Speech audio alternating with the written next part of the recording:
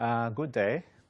My name is Martin Mulenga, and I'll be giving you a lecture on participatory mapping as a tool for service provision in low-income urban settlements.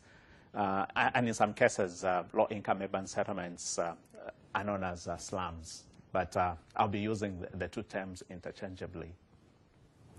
And I'm a senior lecturer in the Environmental Engineering and Water Technology Department at UNESCO IHE.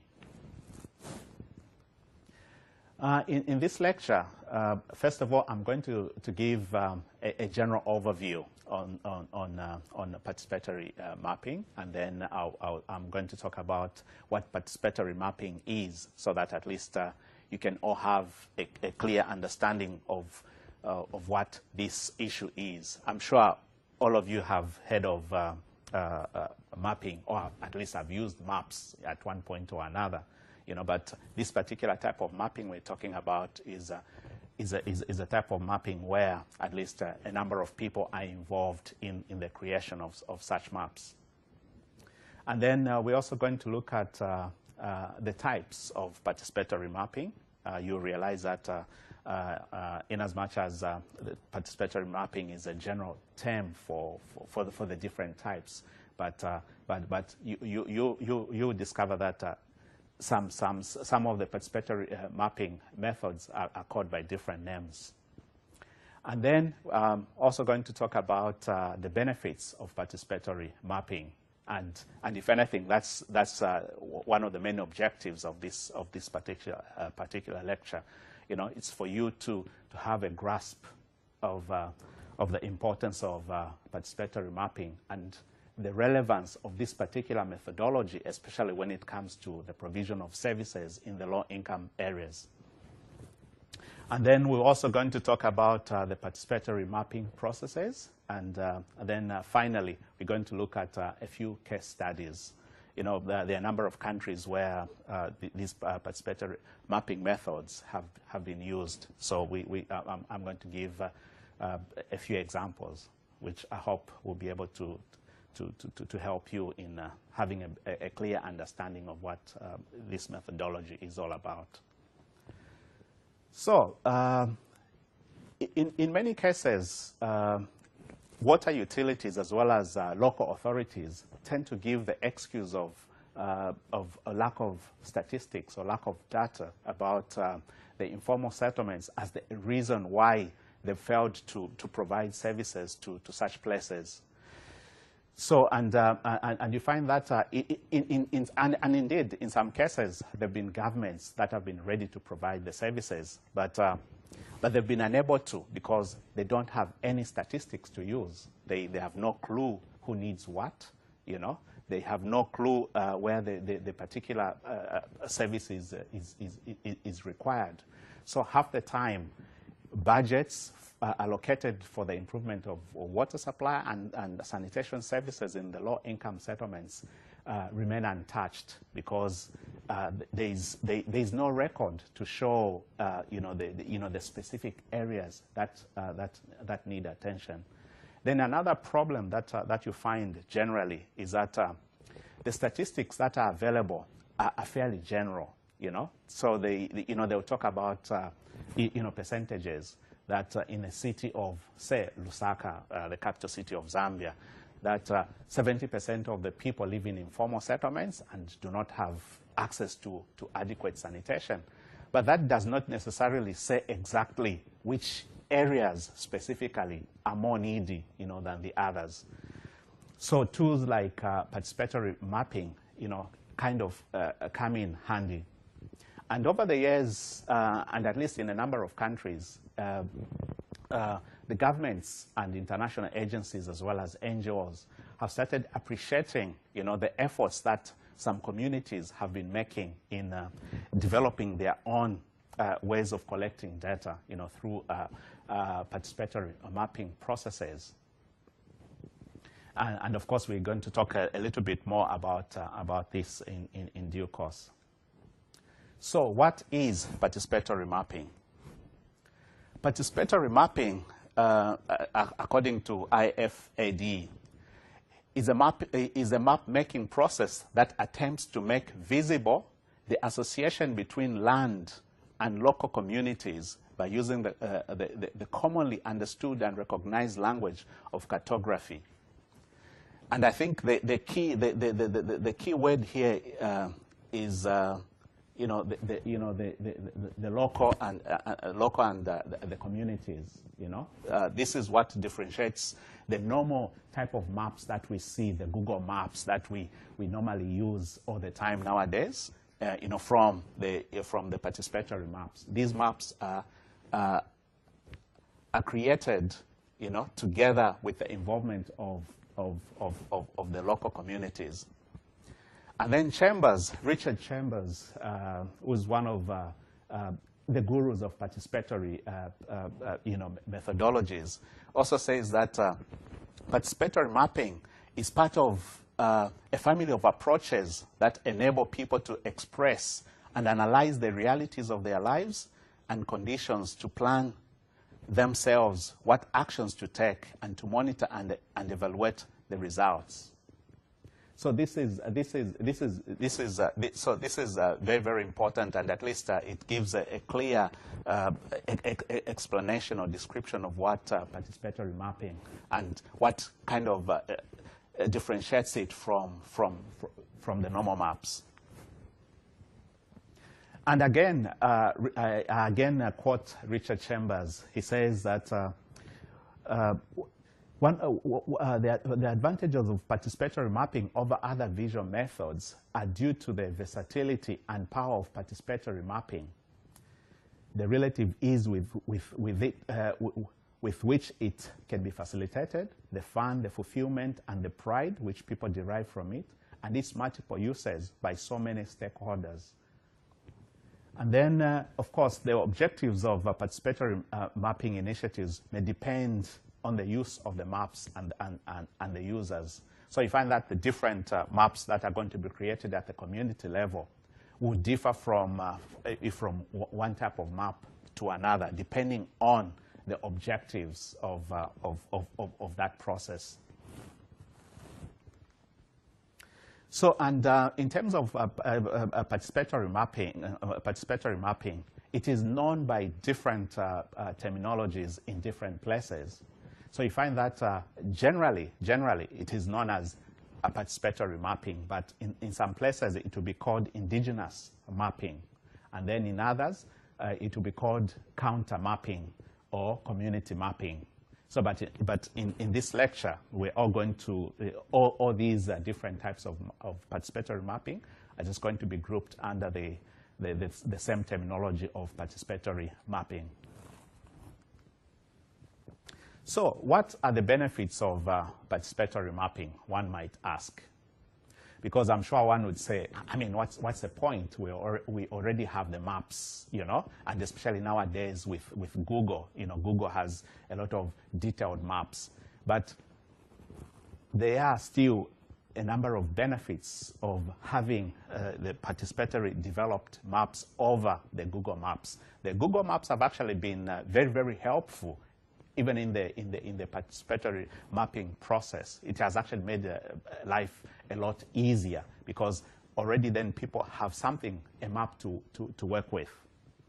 So maps that are developed at a community level, they help to show deficiency in services. So whereas when you just look at a map of a country, it will just show the location of the towns, or even when you look at Google Maps, I mean, it will just show buildings and places. It doesn't tell the story, But whereas with the participatory mapping, it's going to show exactly what the exact information that you want to show. So, like for instance, when you're talking about sanitation services, sanitation facilities, on the map, you are going to show the households that have got the sanitation facilities, or if at all a community depends on communal facilities, you're going to show the locations of those particular facilities. Whereas if you just looked at a map, you wouldn't know about all these things.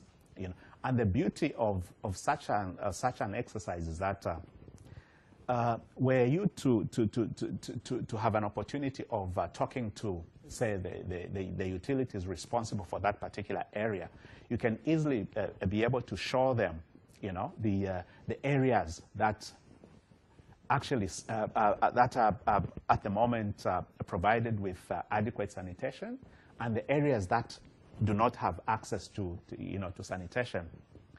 Over the years, I've had an opportunity of working in a number of countries, and I've had an opportunity of talking to, to different people, engineers and local government people, and yeah, and they'll tell you that, oh, you're talking about the informal settlements. Oh no, we've provided water kiosks, and at least we provide clean water. And that's very good. That's important. Obviously, it's a good start. But sometimes what most of these authorities do not realize is that the location of some of these facilities also matter. So you find that in a particular settlement, they may provide a number of water kiosks, but most of them may be concentrated in one area.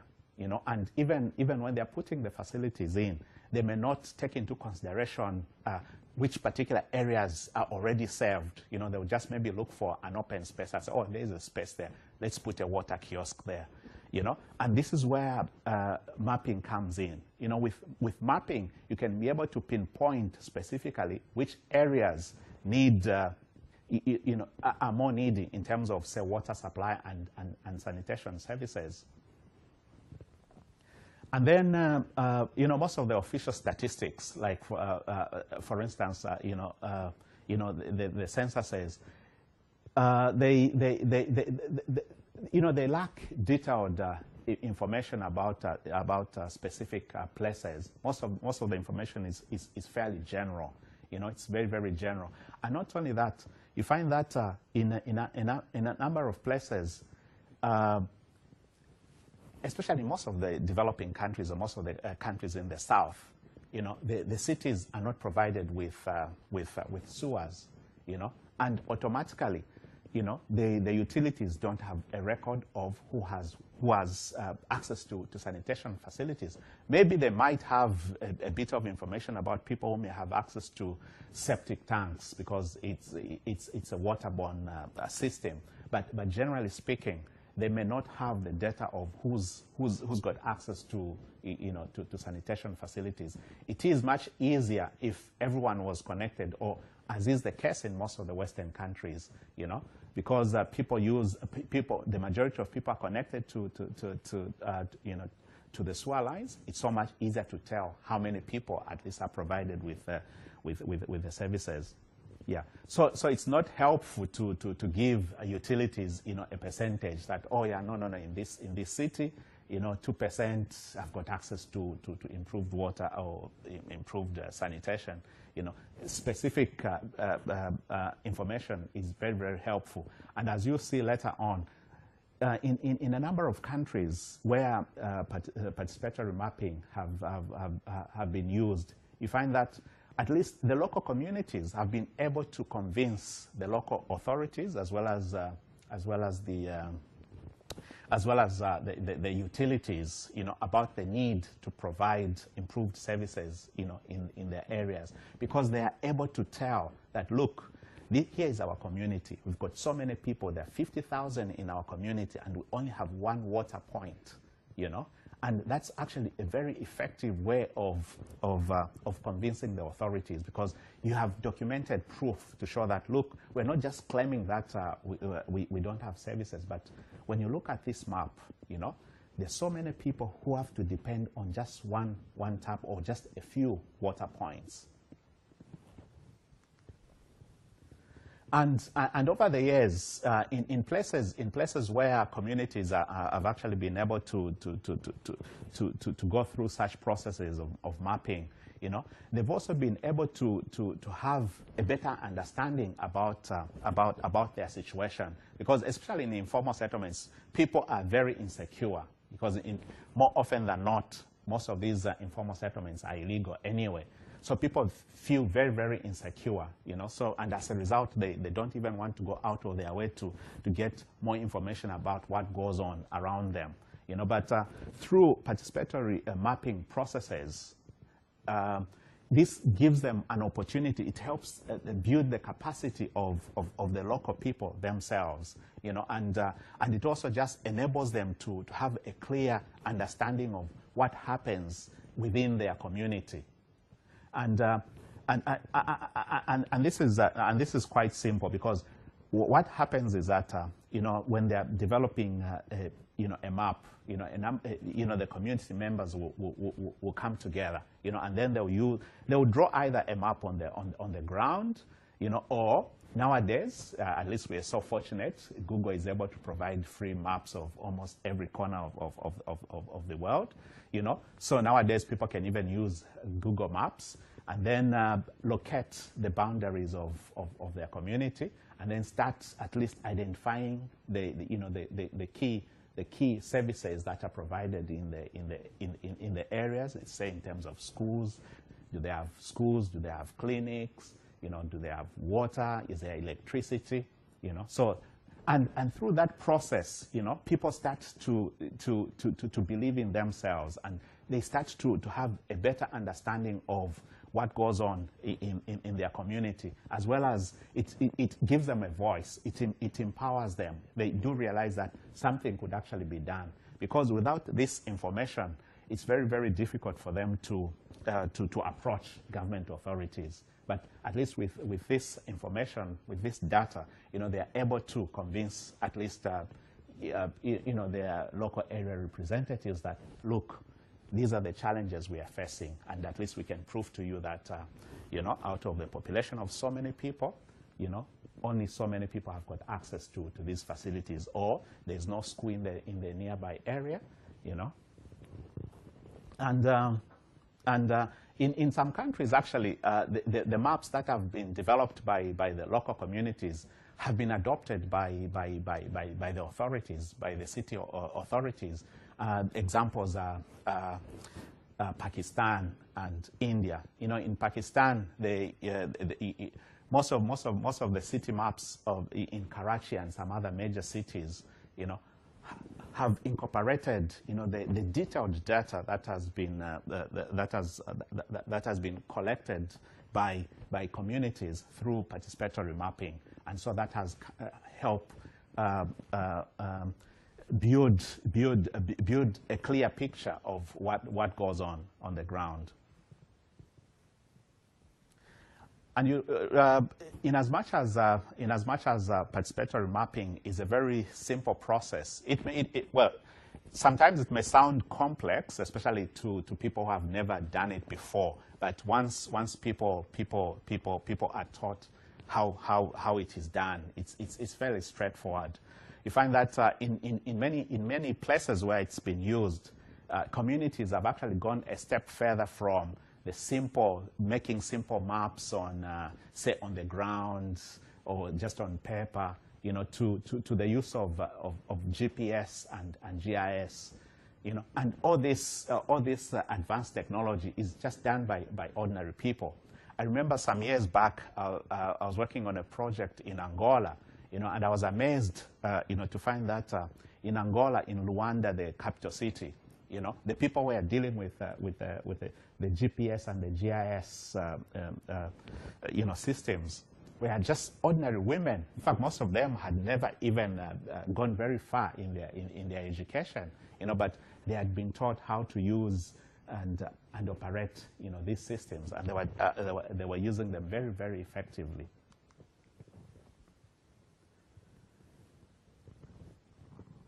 And then also the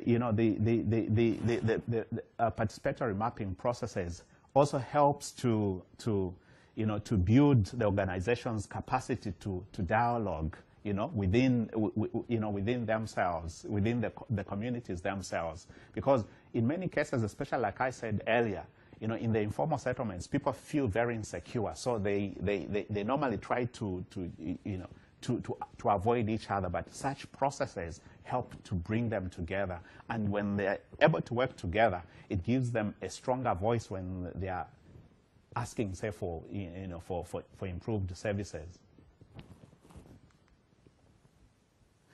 And then I'll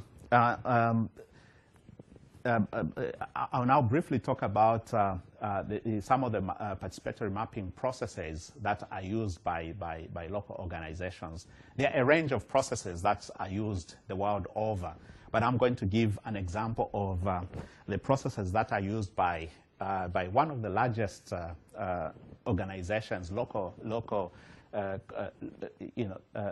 organizations, but based in a number of countries, called the Slum Dwellers International. The Slum Dwellers International is an umbrella organization of the urban poor in a number of countries. I think in over 33 countries. So they've come up with a process that they use in doing their mapping. And this process has actually been very, very effective, and that's why I thought that I think I would want to share with you a process that I've experienced firsthand, and a process that has worked relatively well. So what normally happens in places where these organizations operate from, the Slum Dwellers International.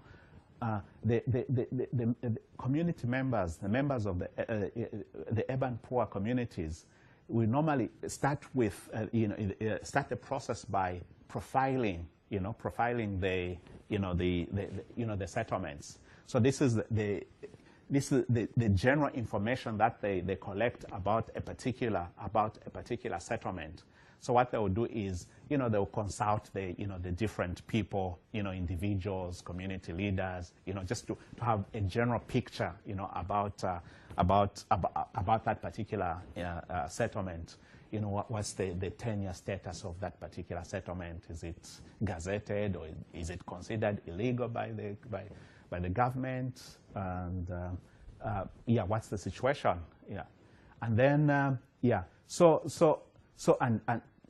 and then it also identifies the general problems that a particular settlement faces in terms of provision of services, say water supply and sanitation, health services, schools, and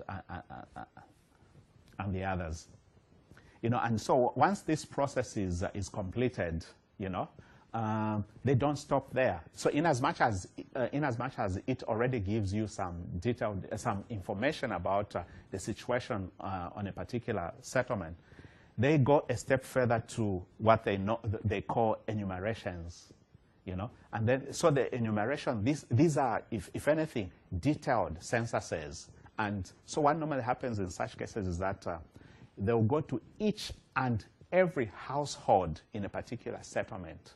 They are going to interview at least one person in that household, and mostly somebody, at least maybe the head of the household, either the woman or the man. So they get as much detailed information from these people as possible, and they do that for each and every household in the community. And I can guarantee you that very few governments can boast of having such type of information about any household anywhere. But they do that, because by getting all that information, it's very, very useful for them. First of all, they also find out, I mean, what these people do. Do they work? What sort of salary do they get? How much do they get? Or if they just run businesses, approximately how much money do they make? Because already that helps them to get a clear picture about issues of, say, affordability. Because when you're talking about services, you're talking about somebody paying for those services, So it's very, very important that before services are provided, you have a clear picture of the affordability. you know, and then also the information, you know, you get the information about what services people are already paying for, because sometimes there are also assumptions that, oh, because people are poor, then they wouldn't pay for services, but you find that in actual fact, maybe some of them are already paying quite a lot already for, you know, for the different services. So, but you can only know that by collecting this particular information, and at least this information is collected through such processes. And then finally, now they get now to the stage of now mapping. So they are going to use the information that they've collected through the profiling. That's the general information that they have about a settlement, and then the other information that they've gotten about the enumerations, you know, and then they use that information to help them now come up with a map, you know. So they start mapping some of this information, again with the help of the community members. And this process goes through a range of stages. So they'll start with very simple maps, you know, for example, and then end up with the maps and the information that is entered in the GIS systems. And again, just to, you know, this picture, I took this picture, I think a few years ago in Malawi. Actually, what was happening here was actually there were some community members were mobilizing the community, as well as doing the enumeration. You know, that is getting the general information from, you know, and also doing the profiling as well, you know, just getting information from the communities and, you know, telling them about some of the initiatives that were going on. And then this picture was taken in Zimbabwe by Dialogue on Shelter and the Federation of the Urban Poor.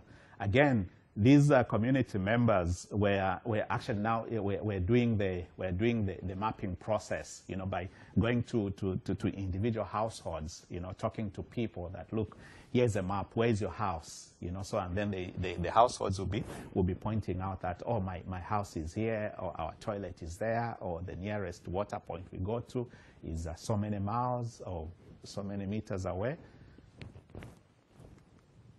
And then this picture was also taken by a member of the Urban Poor Federation in Dar es Salaam, and this community member here is using a GPS facility. So you find that even in these low-income settlements, you know, the communities have become so organized that they've gone a step further. You know, they are even using such systems as GPS systems. So and at least such systems help them, you know, to come up with very detailed and accurate maps. And then this is an example of a map that had been prepared through these processes. You know, it shows it shows the functionality of the water facilities. You see, again, that's the beauty of some of these maps. You know, because the maps are made by actually talking to people, you know, looking for specific issues. You know, in the process, they're able to identify, you know, the issues that are critical to the lives of the people. So, like in this case, you know, the map shows the functionality of the water facilities in an informal settlement called Shackleton in Zimbabwe. You know, so it shows the water points that are no longer working. Meanwhile, the authorities will claim that oh, you know, we provide you know, the households in this particular area have got water, you know, and yet the reality on the ground is different. And in fact, again, that's actually another problem you're going to find with the general statistics that are provided, especially by city authorities. You know, because they'll say so many people in a particular city have got access to water supply, and yet what you're going to realize is that most of those people actually although they've got pipes connected to their homes, they actually don't have any water, or maybe they just get water maybe 2 hours a day if they are lucky, or maybe once a week, But meanwhile, statistically, it's going to show that they've got access to improved water supply, when in actual fact, they actually don't.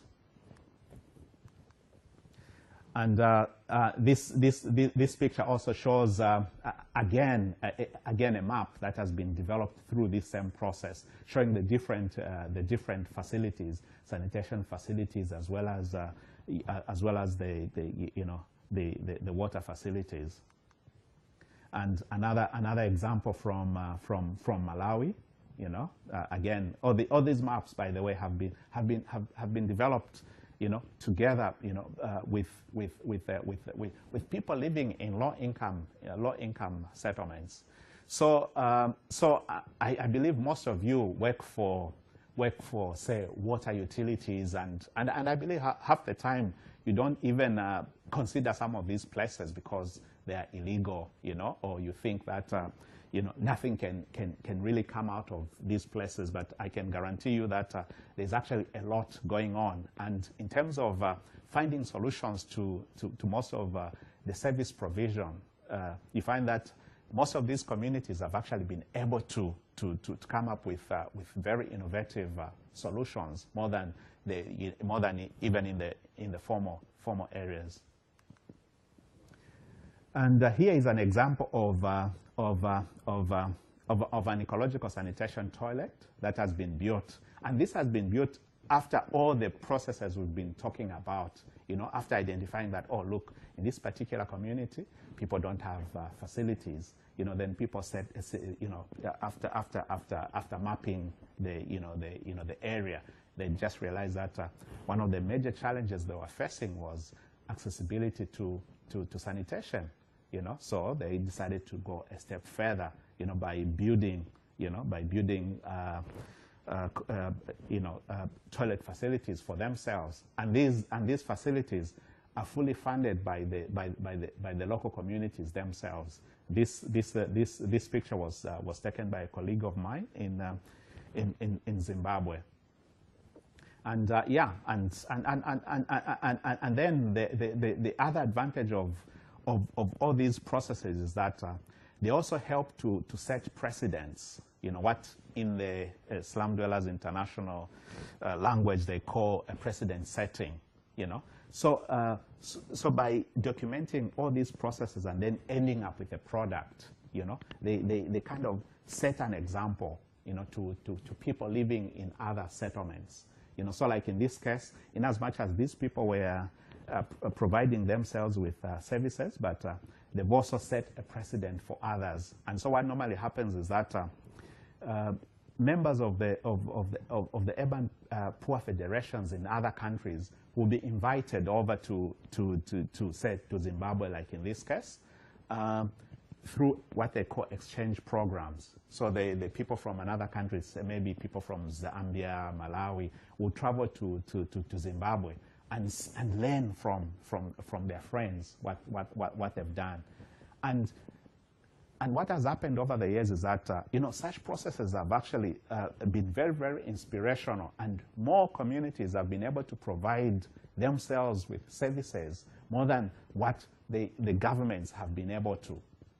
And people have been able to do this all because of the simple processes that some other communities have done and shared with them. So now I'm going to give to talk about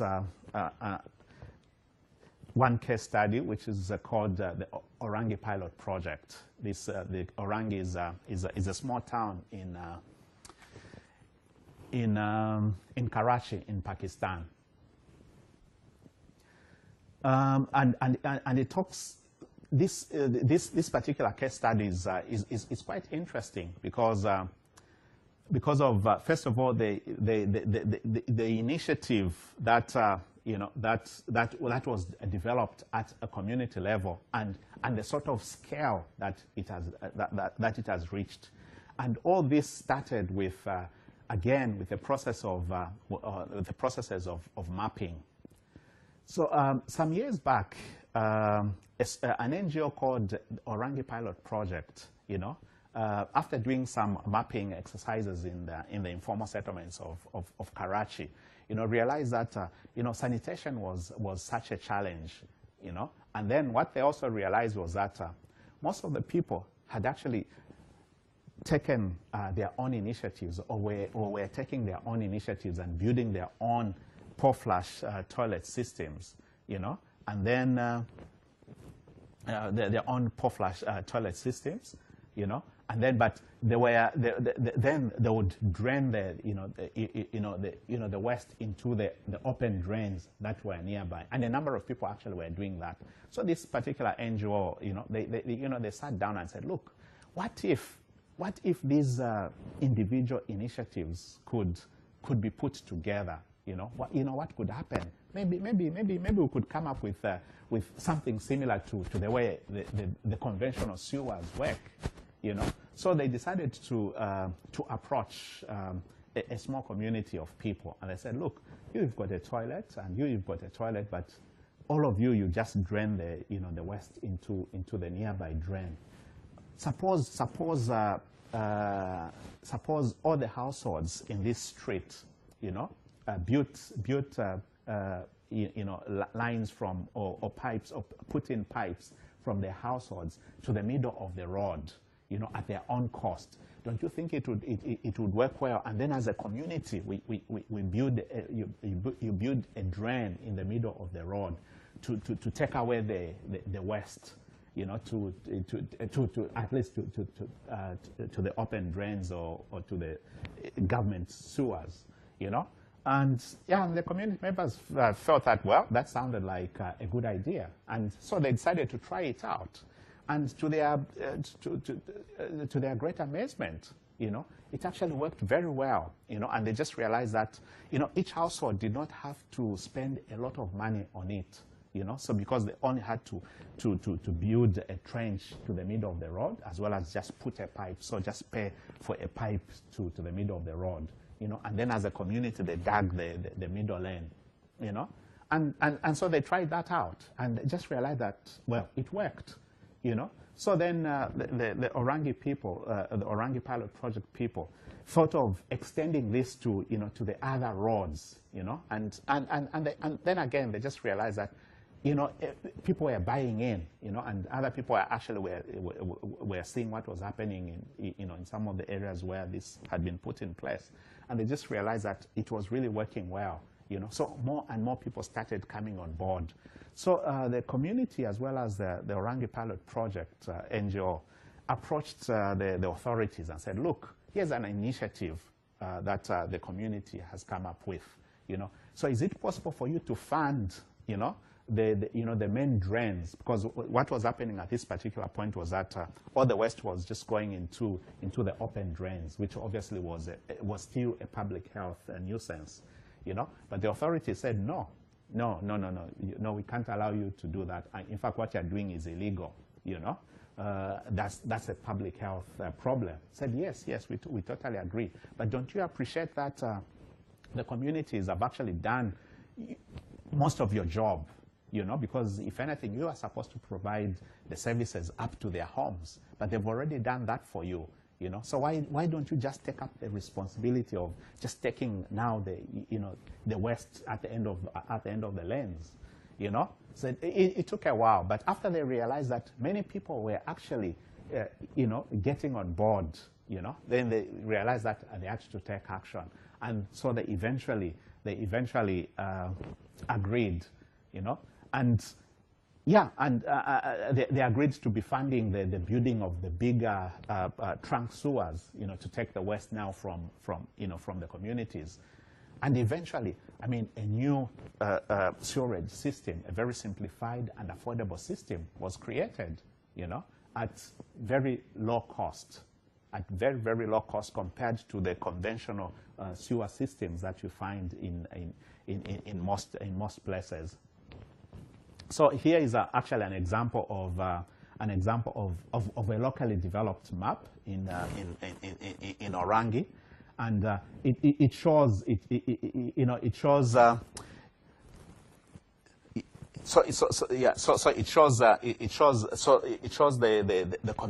what the communities were doing. So, like for instance, if we were to look at this road here, or perhaps even just that road there, so you find that each household would build a connection to the middle of the road, and then the other one there, just like that, and then it would be the government responsibility eventually now to build these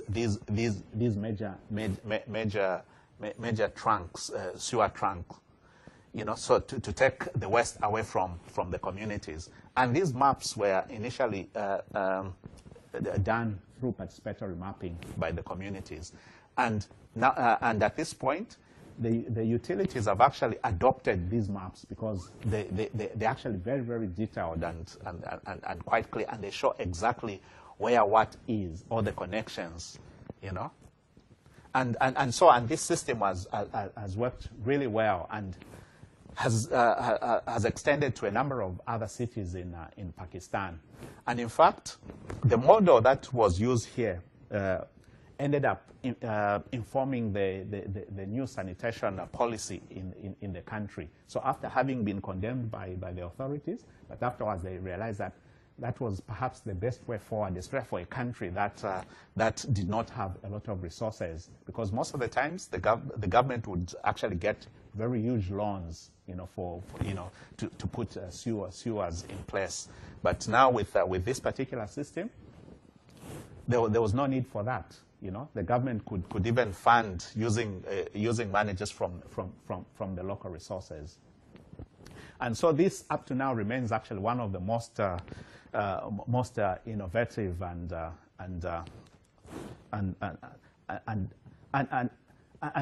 not just innovative, but at least it has also proved that it works, because there've been other initiatives where after just some years, the system collapses, but this system continues to work. Of course, it does get some technical challenges here and there, but generally speaking, it has proved to be a very effective solution.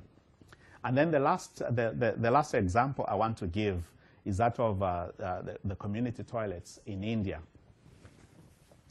In India, as most of you might be aware,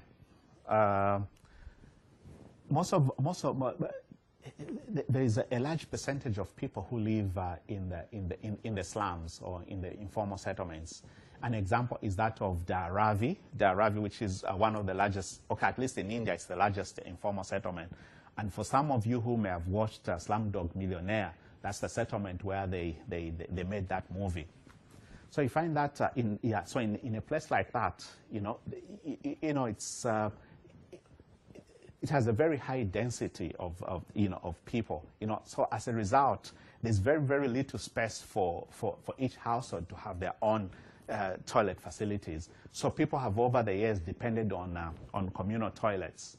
And some years back, many years ago, in fact up to now to a large extent anyway, the local authorities have been providing public toilets, but again, like we said before, you find that maybe they'll provide one toilet here for a very large population. For instance, Dharavi arguably has over 500,000 people, but then you find that the number of toilets that you find there are fairly limited, So some of these facilities were built by the local authorities and managed by the local authorities. But as you can imagine, toilets are very, very difficult to maintain, and especially if you don't have anybody looking after them all the time. And this is actually what used to happen in most of the places. The local authorities would send somebody to clean the toilet maybe once a day or once a week. So the facilities would be so filthy, and within no time, after just maybe a few months, or a few years, the toilet will get totally blocked and people stop using it. So some years back in a city called Pune, in fact, it was I think in 1999. In 1999, the district commissioner in the city of Pune decided to invite one of the local NGOs in India. That was, in fact, this NGO is called Spark. So Spark was helping the communities to build their own communal toilets. So because of course, again, through the mapping processes, after realizing that most of the communities did not have sanitation facilities, some of these NGOs and the communities would come together and they would build a communal facility. And what this municipal commissioner in Pune, in the state of Maharashtra, realized was that the facilities that were built by the NGOs and the communities were fairly well managed, and people preferred to use them than the ones that were built by the municipality, So he decided to ask these communities as well as the NGOs to tender, for the construction of these communal toilets. And of course, this NGO as well as the communities agreed to give it a go, and especially that they had a lot of experience anyway. They had already been doing it for the communities. So so they got on the bandwagon and got money from the municipality, and started building toilets. But what was unique about the toilet facilities that this NGO and the communities were building was that, these particular toilets were totally different from the facilities that were being built by the municipality. The municipality normally would just build a toilet for both men and women, children and the disabled, without designing to cater for the different needs, But what Spark and the other partners did was to sit down and said, look, what do people need in a toilet? They said, okay, first of all, again, going through some of these processes, they realized that they looked at the current sanitation facilities that were in place and some of the challenges that were being experienced. They realized that one of the challenges was that the men and women were sharing the toilets, And first of all, and then the toilet facilities themselves were very inadequate.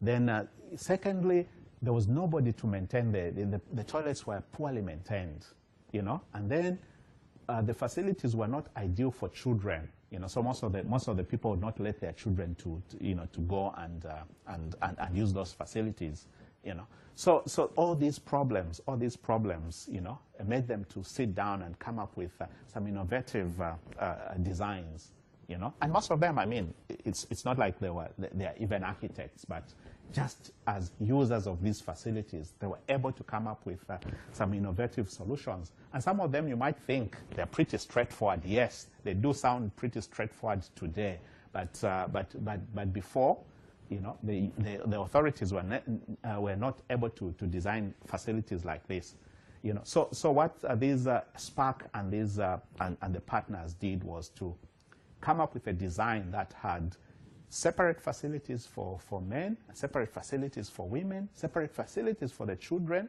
and for the disabled, and separate facilities for showering, because before everything had to be done in the same place.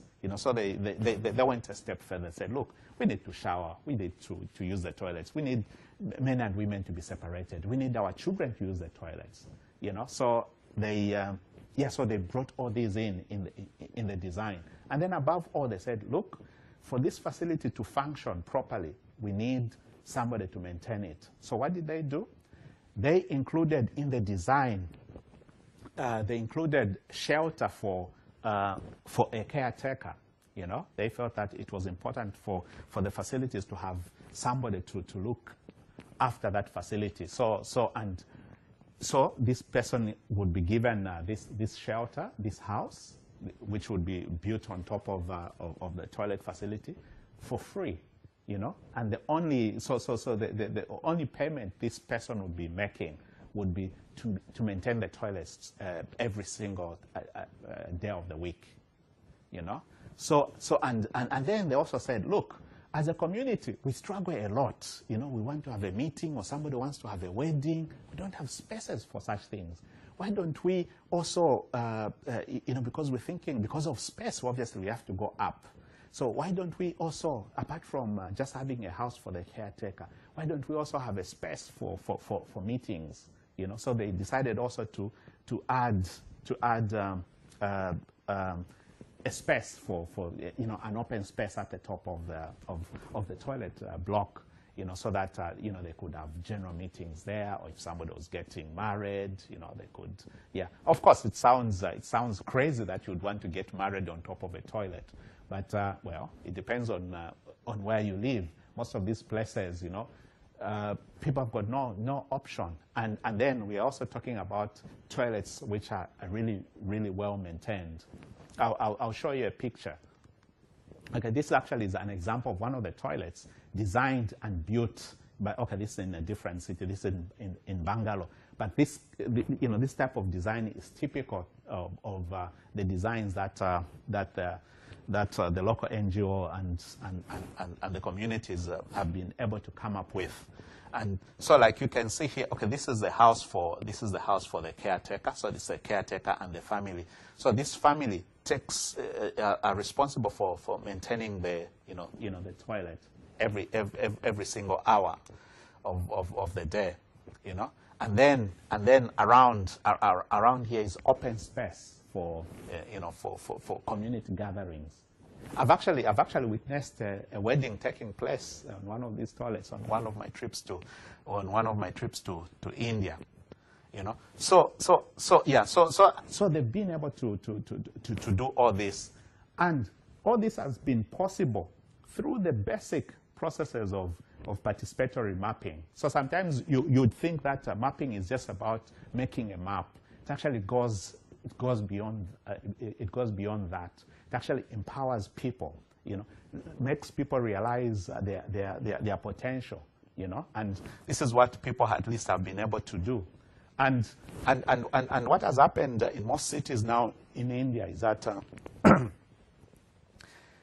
realizing that this model works really well, So most of the municipalities, or even most of the state governments, have started pouring money, into sanitation, because they know that, here's a model that works, So at least now they're even able to target even more people. Of course, ideally you want every household to have a toilet, but for now, most of the places, they have to depend on public toilets, and unfortunately, at least some of them are now getting access to decent communal facilities. And of course, through these processes I've been talking about, they've been able to scale up, so there's no need for even an NGO like Spark and its partners to even go to other cities to develop these same ideas. Other people from other cities come, so there's no need for these the people who've initiated these ideas to actually scale them up. Other people just come, they see what has been happening. Municipalities come in to see what has happened in some of these cities, and then they take their ideas back home, and it has really spread, and it has actually gone beyond just India. There are countries like Kenya, Uganda, Namibia, South Africa, and Zimbabwe that have actually learned from the Indian example, and they've been able to do some of these initiatives in their own countries, and so you realize that these initiatives have been able to work, for a number of reasons. First of all, the communities realizing their potential, and then through the participatory mapping processes, and of course those processes have helped to empower them, and after being empowered, they've realized that they can ask for services, they can get services, and they can be able to contribute to to the development of the services themselves, you know. And so this can be summarized as, you know, as in, working collaboratively. So it's very, very important that, you know, for most of these initiatives to work, you know, to work collaboratively. First of all, at the community level. If a community is disunited, most of these initiatives wouldn't work. So it's very, very important that there's collaboration at the community level. And then also, most of these initiatives, say in India or even Pakistan itself, have been able to go to scale because these initiatives have now been able to attract, you know, the funding from government, you know, from government departments. You know, so it's very, very important that the collaboration does not end at the community level. And then also, you know, the financing and cost recovery is very vital for the provision of most of these services. And like we said earlier, you know, so the processes that most of these local organizations use, you know, already enable them to understand what sort of financing mechanisms need to be put in place. You know, whether the solution is to push the government to provide the services, or whether it's to encourage the communities themselves to, you know, to pay for, you know, for these services. And above all this has worked because of you know, using the information, you know, to drive the local action. And this information is the information that has been gathered through the participatory mapping processes. And then the other slides, I just give a bit more information about say, working in collaboration, which obviously partnerships have always been recognized as a key component in the achievement of development in communities. So working in collaboration, very, very important. And of course, the financing as well, very, very, very vital, very, very important. Otherwise, if you don't take all these issues like financing into consideration, most of the initiatives, no matter how well-meaning they may be, they'll end up collapsing. I would give an example of what normally happens in many countries. International agencies have provided free sanitation services, but without thinking through how these facilities are going to be maintained. Like, for instance, I'll give an example of the Kumasi ventilated improved pit latrines in Ghana. You know, the World Bank and the government funded the construction of a number of such facilities. But what they did not put in place were the mechanisms to sustain, you know, such an initiative. And what happened was, once the toilets started filling up, people didn't know what to do with it. Most of the people could not afford to pay for the emptying services. So it's very, very vital that this is taken into consideration. And then here I do give some links to two videos. You know, the first video is about Pune, which we're talking about just a short while ago. Yeah, so this video shows how the municipality in the city of Pune in India have worked collaboratively with the local NGOs and the local communities to build and as well as manage communal toilets. It's actually a very interesting video, and I find it quite inspirational. I'm sure you're going to learn one or two things. And then I would also recommend a video called "Water Was a Dream." You know, "Water Was a Dream." This particular video is based on the case study of Argentina in Buenos Aires. So you find that you know, some of these issues we're talking about you know, do not only exist in, say, in Asia or in Africa, but you find that even in wealthy countries or at least wealthier countries, and you know, like Argentina, also have some of these challenges. So this "Water Was a Dream," yeah, is an interesting video which documents ID America Latina's involvement in the improvement of water and sanitation services in some informal settlements. Yeah. So to end, I just have a few questions that may be of interest.